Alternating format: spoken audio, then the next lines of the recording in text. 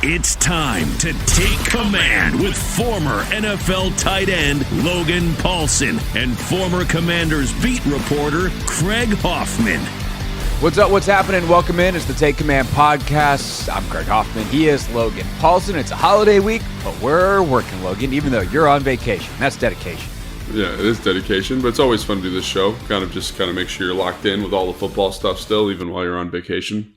So yeah. That's not how I'm going to treat my vacation. I know. When I go to Paris for the Olympics. Olympics, so that's going to be quite the thing, though. You got like events and stuff going on. I'm on like more of a R&R type of vacation. You know what I'm saying? Rest and relaxation.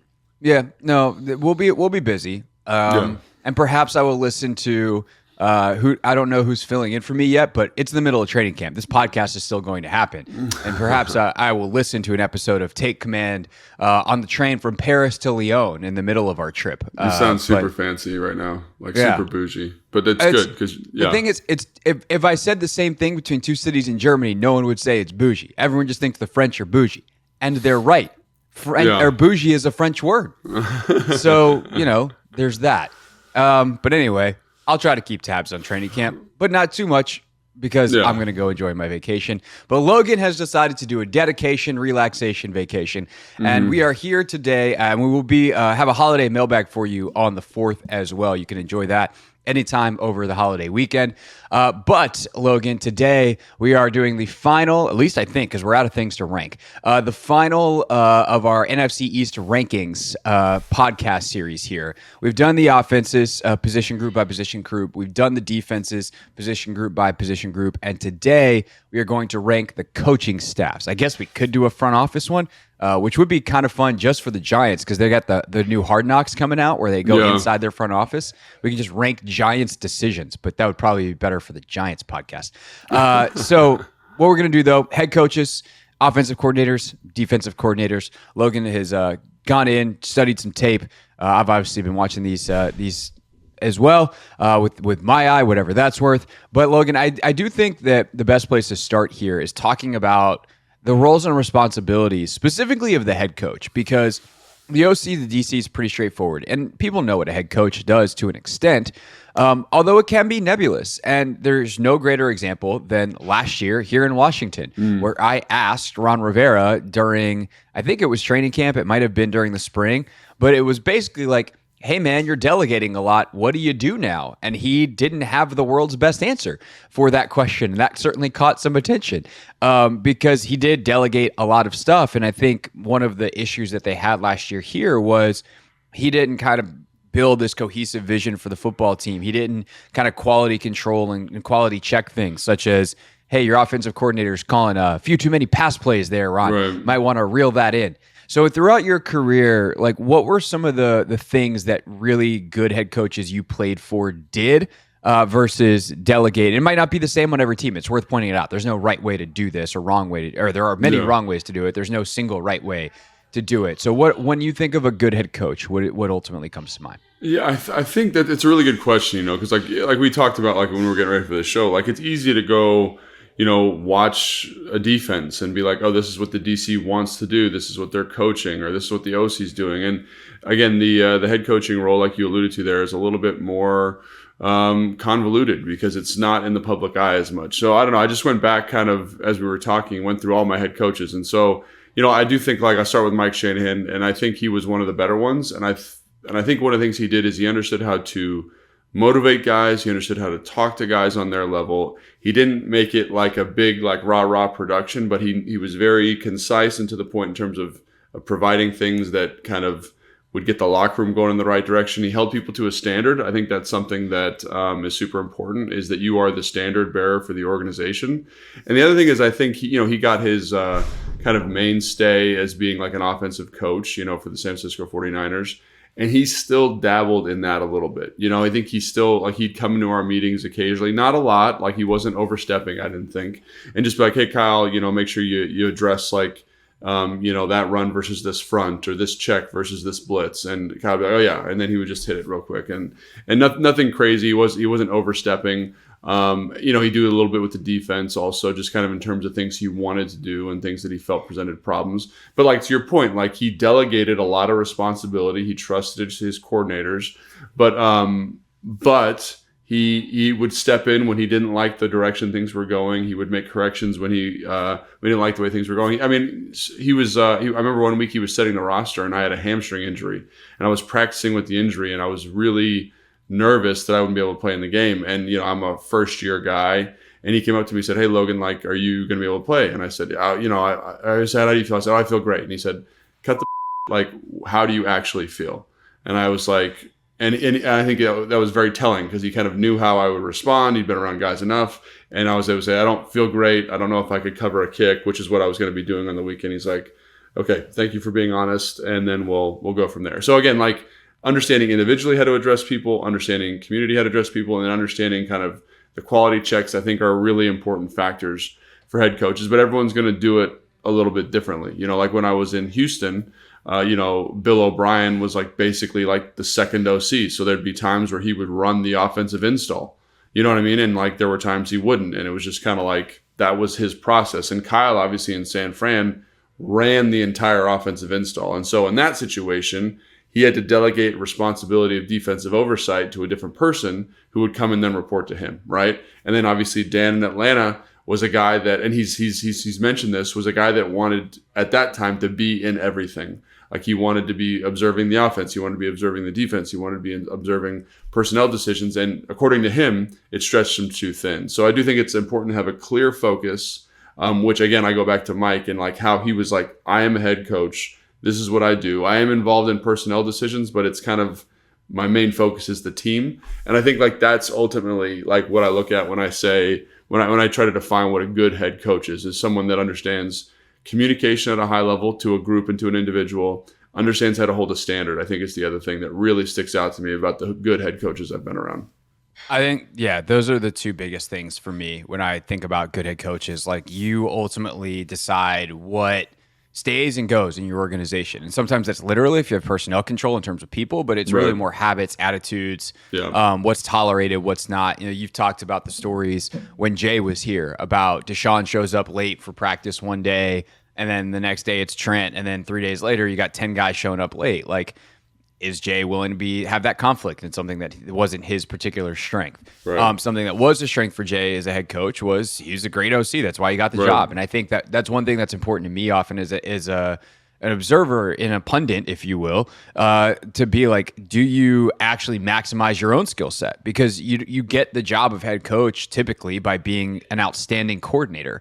And so if you just throw all that away and are like, okay, I do administrative work and talk to the press now, you're not maximizing your team. So do you have the understanding of everybody's skill sets, including your own, to maximize? And obviously Kyle's done a great job with that, for instance, out in San Francisco, Mike in Miami, Kevin in Minnesota, et cetera, these great OCs. D'Amico seems to be doing it on the defensive side in Houston as well. And then understanding like where you're going to need help because of that. And you've talked about this with Kyle in San Francisco quite a bit and just mentioned it there. Okay, well, these other things that most head coaches do, I'm not going to have time to because I'm more involved as a coordinator or a quasi-coordinator, and I need that stuff done. I think the last piece, and this may be a little bit biased through my own lens, but like, how do you handle the press? Because I do think that is something that does matter as a head coach. It's a huge part of your job, both privately and publicly. Like, this is shocking to some people, but like, if you're a reporter, you might have a relationship with the head coach outside the press conference. You might text with them. You might spend some time on the phone with them. You might be able to talk to them and get an understanding off the record or on background of information. And like, as a coach, if you're smart, you can use that. You can manipulate that. Not in any kind of devious way, but like you can be smart in letting certain information out or helping the reporters provide good, smart coverage, which might take of your team, which could change the temperature of the fan base, change the pressure around you, change the pressure on players. Maybe a player doesn't have to answer a question because the coach tells a reporter a piece of information that now they don't have to ask the player. But I think even bigger than that, like, kind of inside reporting info is, how do you handle the press conferences? Do you say something dumb that creates a distraction for your team? Yeah. And how often have we seen coaches that turn up the heat on their teams or turn up the heat on their own hot seats because they don't handle that stuff really well? And so, yeah, there's the administrative and the scheduling and ensuring. And we saw last year, by the way, Ron delegated that stuff to Eric, and it did not go well. So, like, that stuff's really important, too, in terms of the schedule and the day-to-day lives of the players. But the press conferences are a factor. Not much you can gain there typically, but certainly a lot that can be lost if you do not do that stuff well. Yeah, and I think, like, obviously being on the media side of it, to speak to that point, like, obviously I was with Ron and now with Dan, and just how the whole staff here with Dan has handled the media is just so drastically different. And they do a good job of providing insight without giving away the farm, and there was always this kind of thing with Ron where he was like playing something close to the vest, which you want to do, and not letting people do what they need to do from a work standpoint. And I do think that, being on this side of it, like when I was every team I was on, they were like, treat the media like mushrooms, like feed them it's feed them and keep them in the dark, like, is the whole thing. And like that was a constant thing. And over the course of my time, like in 2019, my last year, like that started to change. And I feel like this staff kind of gets that. Like they are, I don't want to say like a weapon, but they're definitely gonna be a tool for you in terms of like painting what you're doing in a different way. Like, for example, like there's a decision, you're kind of like, oh, what's going on? And, some people might get defensive about that kind of questioning, but it's been my experience so far with Dan and some of the guys on the staff are like, oh yeah, like, well, we're doing it because of this. And like, if you think about it this way, you're like, oh, and it just gives it some context and some,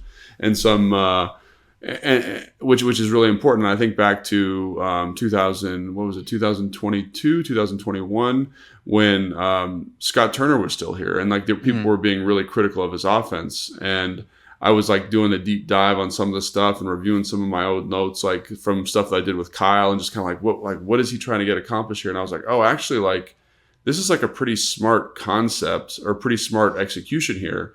But like, why wouldn't you in the media kind of bring this up and be like, hey man, this route is an option route. Like he can check to a go or a stop depending on the coverage. And it was a go. And obviously we don't love a go in 3rd and 1, but like that was, and then you'd be like, oh, well, like obviously he's thinking about it in this critical way, but instead of like bringing that to the attention of the media, it becomes this really closed off thing where we're kind of left to our own devices to make certain assumptions. And I think, like you said, the head coach, that's a big feature of the job now. Like given the social media age and all that kind of stuff, like you need to know how to handle that. You need to be on brand. You need to be on messaging. And I just think like having gone from the Rivera staff to this staff, it's like night and day. Like they're going to give you information, but it's definitely going to be on message, on brand all the time. And I think it's super important. I think that starts with a layer below that of actually being substantive in your decision making. And whether that's fair or not, like that's kind of how it ultimately plays out. And that's ultimately probably what's going to get you fired or having you keep your job is like, if you are substantively thinking, then it's pretty easy to explain stuff. If you're throwing stuff at the wall and hoping that it sticks, well, that's your explanation. Hey, well, we tried X and X didn't work, so now we're trying Y. It's like, okay, well, do you have reasonings why, or are you just zigging because zagging didn't work? And like, I think whether it's personnel decisions, whether it is, we'll see about schematic decisions. We obviously haven't gotten into the actual season yet, but even like, I think of the Brandon McManus situation. Like the way that Dan handled that was very, like, he knew the question was coming. He was prepared. And he gave a very logical answer that was very believable. And it was probably believable because it was the truth. And there's just an element of, we have, to use one of their buzzwords, intentionality with everything that we do. And if everybody understands the intentions and what we're trying to accomplish, one, it's more likely to actually get done. And two, it is very easy to explain because you know why you made the decision. So with all that in mind, that's kind of the background on head coaching. We're obviously not going to go through the full background on OCs and DCs because their point is to call and coach the offense and defense. But let's get into the rankings here for the head coaches, Logan. Who do we think is the best and then on down through the worst, if you will? I mean, these are all relative. I actually think this is a division with pretty good head coaches in it. Yeah. But who do we rank 1 through 4 on the head coaching tree? Gosh, and I did a little research on this. I called some of my buddies just talking around the league a little bit, and it was interesting coming out of it. Like kind of I went in with a certain expectation and left with something different, and I think looking at this on paper, I would have to say, and maybe this is recency bias, like, and I didn't feel this way when he left Green Bay, but I'd say Mike McCarthy's got to be the best head coach in the division. And the reason I say that is because of the things we just talked about, he does a really good job of balancing it, right? He's the head coach. He's pretty on brand when it comes to the media. He's non-confrontational for the most part. And he's a really And by the way, that is really hard to do in Dallas when Jerry gosh. and Steven are giving radio interviews every week saying God knows what. Yeah, and he does a great job of that. And then I think his prowess as an offensive coordinator can't be undersold here. You know what I mean? I think he does a great job with that. And when I watch their offense, I'm like, he's doing good stuff. Their best player on offense outside of Dak Prescott, or kind of 1A, 1B, is CeeDee Lamb. And we're always, every week, finding ways to make sure he's involved. He's getting touches, and they're good touches. They're quality touches. And I think he deserves a lot of credit for that. So I think in terms of balancing that, I think he's probably the number one guy for me in the division. And again, like, I think Dan does an excellent job of that. I think he did an excellent job of that when he was in Atlanta. It's just kind of a new role for him, so I would push him down the list. But I think it's got to be Mike McCarthy. I don't know how you feel about that. Yeah, no, I can't believe I'm saying this because I was a big Mike McCarthy hater for a long time. I'm just like, how do you have Aaron Rodgers at his peak in Green Bay and only win one Super Bowl? How do you, like, some of the disasters in the playoffs in Dallas, but ultimately, like, they've won. I think we understand Aaron Rodgers now better than we used to. Yeah. So It's a great in terms point. of a personality that he was managing, and I don't know exactly how far, I'm just going to say it, how far off the deep end Aaron was in Green Bay, or whether that was a process over time. He's obviously got some great teammate qualities. There's a lot of guys that love Aaron, but like Aaron Rodgers is very clearly a unique and interesting and difficult personality to manage. That seems fairly obvious at this point. And I think offensively, we'll talk about this maybe more when we get to, McCarthy as an OC along with Schottenheimer there. But like, it was very clear that Aaron was driving some of those decisions in terms of they didn't do it was a very vanilla offense, but that's how Aaron wanted it. And that's not a shot at Rodgers. Like, Rodgers is good enough to see through everything. Just like, let's line up and play because I'm better at lining up and playing than everyone else. And I think what we've seen and this took till last year because obviously someone else we'll be talking about, Kellen Moore, was the OC the first 2 years that Mike was down there in Dallas. He does have that in his bag. He can mix it up. He can find and create matchups. He can use the motions and the shifts and all these things. He's got a lot of tools in his bag that he just never used in Green Bay. I think McCarthy at this point, you win. I know the playoffs have been bad. I know his seat is hot because of that. But he's won 12 games 3 straight years. Washington hasn't won 12 games since the early 90s. Like, that's ridiculously impressive. So I think McCarthy, and there's not, I don't think at this point anyone we can say is a standout head coach like beyond that in this division. So I will say McCarthy is one. I actually think these are 4 head coaches that are probably in the relative same tier. So the separation here is just not a lot, but I think McCarthy deserves to be nominated as the best of the bunch. Yeah, and I agree with that. And I think the other ones, people say, oh, well, not Nick Sirianni. And I think I came out of this being like, man, I think Nick Sirianni does a good job. But I think all this stuff you talked about, like kind of how he handles the media, I think he brings some stuff on himself that he probably doesn't need to.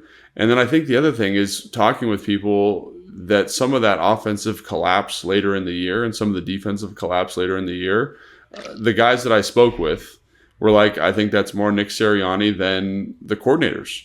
And looking at some schematic stuff that they pointed out to me, I don't know if I disagree with that. So I think like if you're going to be this great head coach and motivate people, which he seems to do a great job of, he's very passionate, seems to be on message for the most part. But I do think there's an X's and O's like quality control element to the job that I don't know if he did a great job of last year. And I don't know if he's done a great job of since he's been there. He's just had really, really good offensive and defensive coordinators. And I think he did a great job of identifying that as a blind spot. And we're going to talk about this in a second, but going out and hiring 2 dudes who are top tier in terms of offensive and defensive coordinators. Right. So I think people would assume he's the next guy, but for me, it's kind of like, I don't know. You know what I mean? I don't know if he deserves that next tier or if he's the second guy because of some of the offensive decisions, some of the defensive decisions. Like you change your defensive coordinator week 5 and they install a new 5 weeks from the end of the season and they install a new defense. Like I don't think that's a pro. And so again, like very talented team. I don't want to diminish his accomplishments. He's won 34 regular season games. Like he's a beast, but like I question whether he's in that like Mike McCarthy tier of like decision making, consistency, and he's relatively young, so I think he's still kind of figuring it out. But I would probably put I'd probably put Brian Daboll ahead of him. Then I'd go Sirianni, and then I'd go Dan. But Dan, I love Dan, and I would put Dan number 2. But again, it's just because he hasn't done it in a couple of years, and it's a new thing for him. So yeah, I'm tempted to put Dan number 2 anyway. To be honest, I just trust him. And yeah, me too. I know that feels so biased and so because like we've gotten to see him during this process, and he's done everything you could do in the spring, right? I mean, and also, you know what? I'm going to defend Dan too. There's one coach. There's 2 coaches in this division, I guess 3 that have coached in Super Bowls. Yeah, and Dan's one of them. Sirianni also lost a Super Bowl. McCarthy won one. So there's another feather in McCarthy's hat. But Sirianni, got there in large part, it seems, thanks to his coordinators. I think you could say the same thing in part due to with Dan, with what Kyle and that offense did that season, with Matt winning MVP, et cetera, et cetera. I'm gonna cut you off real quick because I just think like that's something, and it's such a overlooked point. You have to make good hires at those spots if you're the head coach. Yes. And so like he did it when he had to do it, and then obviously maintaining that becomes challenging. But I think that's kind of my thing though, is like Dan understands that. And look at the hires he made, not just one layer, but like the depth here, so that if they have an amazing year and Joe Witt Jr. is getting head coaching looks, or Cliff Kingsbury is getting head coaching looks, he's got Brian Johnson. Like they retained Tavita, who some people think could be a future OC. Like they've got some depth to this staff, and I think they will be looking to promote from within in a way that he wasn't necessarily prepared for in Atlanta. So that lesson learned to me, and maybe Sirianni's learned it too, with the coordinator hires that he's made. I think that is like putting Dan at 2 is not indefensible. Just because the last time he was a head coach, it didn't end well in Atlanta, and he hasn't done it since. So I definitely think would by say, the standards that we've discussed, he fits in that category. You know what I'm saying? Of like the second guy, because I think he's smart. He's made excellent position coaching hires. I think he's on message. I think he understands how to talk to the individual, to the team, having played for him. I totally agree with that. And I think he's a smart football mind too. And I think, and again, the separation here isn't much, but I think both Sirianni and Daboll have had their moments, and they play in the 2 hardest media markets in the country. So I'll give them that slack too, where they've had moments where they have not been good in front of the press. And that is, again, like ultimately how we see them. I think Brian Daboll's a really good coach and is excellent. And we put him pretty high on this list last year for good reason.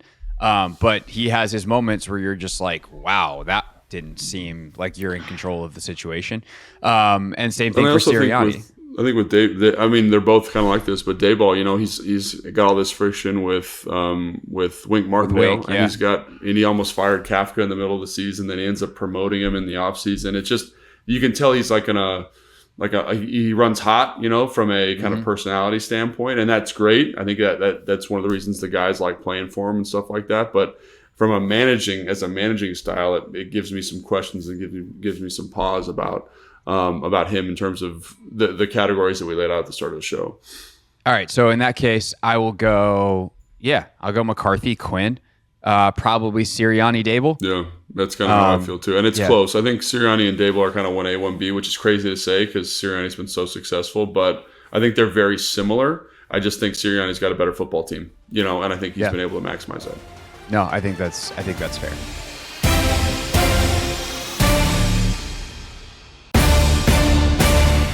All right, Logan, to the offensive coordinators. Of course, here in Washington, it's Cliff Kingsbury. Brian Schottenheimer works with Mike McCarthy, who's the play caller in Dallas. Same arrangement, it depends on the week, in New York with Kafka and Daboll. And then Kellen Moore, the former Dallas OC, is now the OC in Philadelphia. How do you, after watching the tape, how do you rank these guys up? Yeah, I think for me, and I'm probably, burying the lead here, but I'd probably go Kafka number 1. And the reason I say that is I just look at what he did last year. I look at what he did in 2022, and he just consistently each week finds ways to make chicken salad out of chicken. Like, he just does such a good job. Like, that O-line is in tatters, right? And they find ways to create a good protection plan, good run schemes. They find ways to get explosive plays. Like, they just do such a good job of that. And so think about it. They won games last year with, what's his name? With the kid, oh God, the Cutlass kid. Yeah. DeVito, yeah, like they for won those that are listening to this, not watching it. Logan just gave the full Italian hit. Yeah, like what's his name? What's his name? Yeah, hey, like, it's Tommy DeVito. Tommy DeVito, right? And like, no offense to Tommy DeVito, but like, he shouldn't have been performing the way. Hey, watch it, guy. Like, he was definitely elevated by scheme, and I think like look what he's done with Daniel Jones, look what he's done with Tyrod Taylor. Like he when I watch him, I get there's definitely an element of like good pen work with him every single week. Like we're in a cool formation, we're maximizing, we're putting the defense in stress with the formation. We've got a little motion, we got a little shift. We're using play actions, we're using keepers. I'm a nuanced play caller that has a varying level of kind of tools in the bag that I'm always capable of using. And I just wish that he had better offensive personnel to work with. So hopefully this year's the year. And he's doing it with no weapons. Like how do you create like threats without any personnel threats? Right. That's the challenge that Mike Kafka was facing every single week, that Saquon Barkley wasn't 100% healthy. And then when he was, you had your number one weapon being your running back. Yeah. And again, like he's a guy that, you know, like there's an element of like Jimmy's and Joe's to every single offense, right? Like where it's like, oh, this guy, you got to win. But like there's certain other coordinators on here that rely on Jimmy's and Joe's to win matchups all the time. And like, to me, that's just that you're not doing your job then. You know, like I look at the best ones in the NFL. I look at, you know, Kyle, I look at Sean, and they find ways to give your stud a better opportunity to win. Like he can win, but you're helping him out. And then he's what Kevin does with JJ. He's now Jet. I don't know if you saw this, Logan, but because the Vikings drafted JJ McCarthy, Justin Jefferson was like, you can have JJ. I don't want it. Yeah, I don't think he actually likes being called JJ. And he's like, you just call me Jet now. Yeah. So I think, I think he's the guy for me because, like, again, maybe the numbers aren't there, but when you watch the film, like when I was watching film of him last night, I'm like, this is good stuff, man. Like you're finding ways to elevate, you're finding ways to put defenses in conflict, and you do it every single week with some type of little wrinkle. I just think he's got to be the number one guy for me. I don't disagree. We'll see what Cliff does. I think Cliff is the big unknown here. Obviously, I think Kellen Moore, what he did last year, put him down in a lot of eyes. I mean, he got fired 2 years ago, and then he goes with Justin Herbert, and they're not exactly magical. I know there was a ton of injury issues and everything last year in LA for the Chargers, but like it wasn't exactly the most inspiring year offensively. And the Kellen Moore stock, I don't think, has been lower since he got into the league. And so it's not that it defaults to Kafka and Dable, but I do think the stuff that they do is consistently excellent. I think 2 is a lot harder though. I think for me, although I guess maybe it's McCarthy and Schottenheimer. Yeah, and again, like to me, it's kind of like I was going back and forth between Kafka and Schottenheimer and Mike McCarthy. I just think I think Kafka does more with less, and I think McCarthy is like I said when we were talking about him as a head coach, and Schottenheimer too is in this category because I think he's helping with the game plan, so I don't want to diminish his role here. But each and every week, man, they just do a great job of getting CeeDee Lamb touches and finding ways to be explosive. And again, they have the best quarterback in the division, I think. And, like that's helpful. And I think that's the other thing is all these coaches are definitely elevated by the personnel that's around them. But I think when you kind of peel back like what they've done in situations where they don't have all the pieces, I think you got to say, again, it's Kafka. I'd probably say McCarthy 2. 1A, 1B doesn't really matter to me, whichever you kind of prefer there stylistically. But those guys to me are in the next tier. No, I agree. The ability to not overcomplicate things is so big to me as a coordinator. Like you have a really awesome football player. Do you get him the ball? And this is always my thing with Terry. Like, how come Scott Turner and Eric Bieniemy could not figure out a way to get Terry McLaurin the football? He's one of the angriest runners when the ball is in his hands in the entire league. He is extremely fast. Like, can you get him vertical? Can you get him a screen? Can you get him something? And he just brings an energy to the game when you get the ball in his hands. And that is something that the last couple of coordinators here have failed miserably to do. And that has been a huge detriment to Washington's offense. I think Kellen Moore is so interesting to me because I think of Kellen Moore as kind of a bit of a spread it out type of guy. And part of that is just like he played in those Boise State teams back in the day. And that's kind of his background. But I think of Philly as like this run the football, great O-line. They've invested quite a bit in the running back position. They bring Saquon in. Like I'm very curious about that fit. And then obviously we know it's going to be interesting. Cliff this year, his job is as much to develop Jaden Daniels and make sure that is going along smoothly as it is to score points in individual games. The way the spring went, maybe both can happen at once pretty well, but we'll see once we get into the fall. But how do you rank Moore and Cliff? I would probably put Cliff ahead of Moore. And again, it's probably because I'm a little down on Moore at the moment. I was down on Moore when he was in Dallas too, though. I think Cliff, especially in 2021, and especially watching like OTAs and minicamp, I like the way that, again, he's trying to find matchups. He's trying to find touches. I like his offensive philosophy. It's not exactly what I would do, but I understand it, and I think it's good. Sometimes when I watch Moore, it seems like it's so reliant on us being better than you. Like we're running, it reminds me a lot of like old Air Coryell stuff. Like, hey, we're going to run this deep post and you got to win. And the quarterback's got to have a huge arm. The offensive line's got to hold up. And I'm like, you can't, I don't think you can live in that in today's NFL. I think like when you look at Kafka by comparison, like he'll hunt and peck, quick game, screen, run, intermediate pass game, and he'll earn and buy time and be super patient for this shot play down the field or for this explosive play. And he knows when to call them. He's got a good feel for it. And when I watch the games that Moore calls, again, like the offense is fine. It's just like, hey, man, go win on this route. And right. Justin Herbert make a crazy throw. And you're just like, okay. And to your point, like, how does that work with Jalen Hurts? Like, I don't know how that works. I really don't. Like, you think it could work with A.J. Brown and Devontae Smith and those guys on the outside, but, can Jalen – I mean, I don't know. Like, I actually think there's an odd potential there with Jalen Hurts. Like, for sure, hey man, but I think – you got A.J. out there. You're going to throw it to him. Jalen be like, okay, and he's actually pretty accurate on some of that stuff. So it could, and the O-line should hold up. It could, and again, the O-lines. That's a great point. They have one of the best O-lines in football, even though they're kind of retooling. So it definitely could be there. But one of the things about Jalen that I always found interesting, especially when he was playing at his best, is like the pictures that they were presenting were so simple, and they spoke to his skill set. I'm talking about Philadelphia. Like when was this? 2022, maybe. There. Yeah, 22. Yeah, and like. Just the triple option, the zone read stuff they were able to get to, the shot plays they were able to get off of that. It was really well thought out, well balanced offense that allowed him to be at his best because we used his legs, we used his quick decision making in the intermediate stuff to make him better. And when I look at Moore's offense, I'm not saying he can't do it, but it doesn't seem like it's a big feature. So it just seems like an odd fit. I think he's a very smart football person. I think he's a very smart football mind. I'm sure he can innovate and change his offense to fit the personnel. But like when you watch it, when you watch it in Dallas, it's like, hey, CeeDee Lamb, go win versus man-to-man coverage, and Dak make the throw. And it's like, okay, like, can we get a motion? Can we get a shift? Can we get him in a different formation? Can we get him in a stack? Like, no, like we're out here, let's go run it and make it happen. And so that's one of the things about Moore where I'm just like, don't love that from like a pen and paper standpoint. And I think the other guys on the list that we've talked about, there's something that I admire and respect about all of them. And again, there's things I respect about Moore as well. It's just not to the same level as those guys we just talked about. And that's just my opinion, obviously. So yeah, I think there's obviously like teaching elements that we can't necessarily see day in, day out, although ultimately that plays out in the execution. So should be a fun year.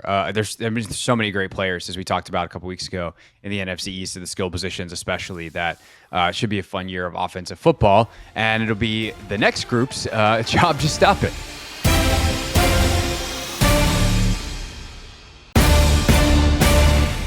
Last but certainly not least, the defensive coordinators, Logan Paulson. You got Joe Witt Jr. in Washington, Mike Zimmer back on the horn in Dallas, Shane Bowen comes from Tennessee to New York, and the legendary Vic Fangio in Philadelphia. Interesting group, very varied resumes. They're all new, so good luck with that. How'd your tape study go of a bunch of new guys? It's just, they're all good, man. Like, I had to go back to 2019 to watch Zimmer stuff, and they're like this quarters-based defense, and then like the stuff that they do, and, so like that's one thing they need, right? They need really good safety play. And what does Dallas have? They have a bunch of good safeties that can play in the box, can play in that quarters role. They're not in the true post. I thought, oh man, that's going to be a nice fit for him. And then the way they disguise stuff on third down with kind of that double A package where it's like, are we in man? Are we in 2-man? Are we bringing all out? Are we in one plug?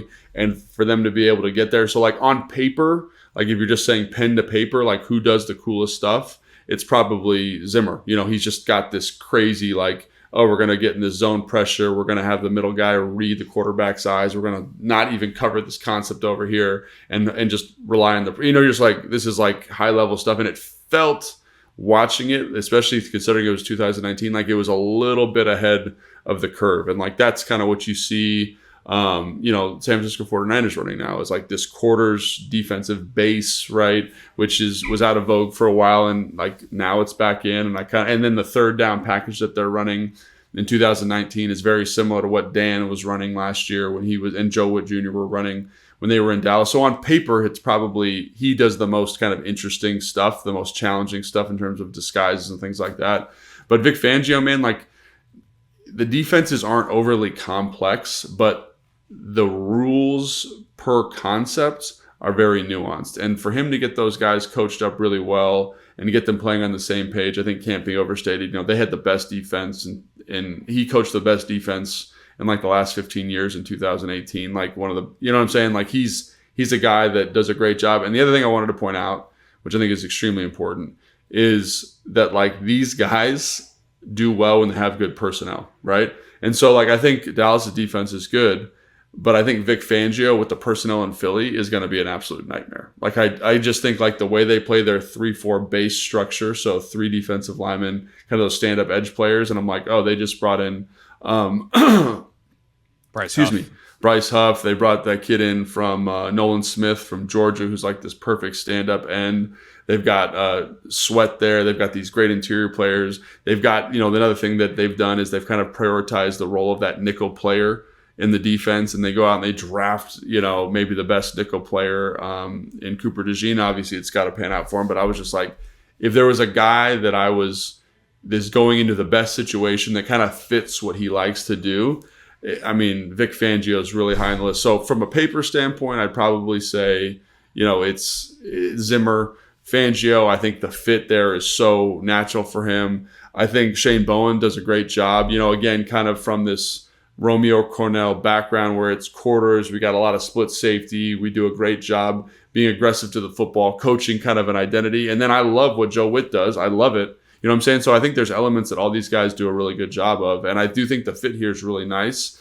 I just wonder about the personnel here for Joe Witt. I just think like the personnel in Philly, like when you look at it, it's like and again, he's a smart man, like Vic Fangio. He's going to pick a job where the personnel is going to be the best for him.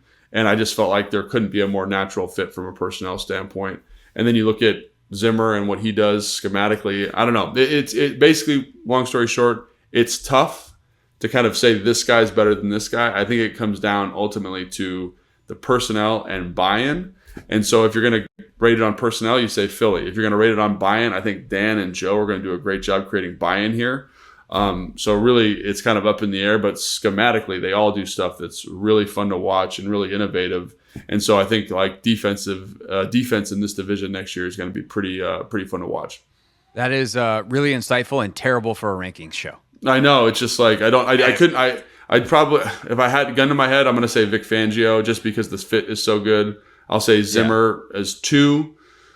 I'll say Joe Witt just because I trust Dan and I trust what that defense did in Dallas. And I do think he's going to maximize the personnel here, specifically the secondary.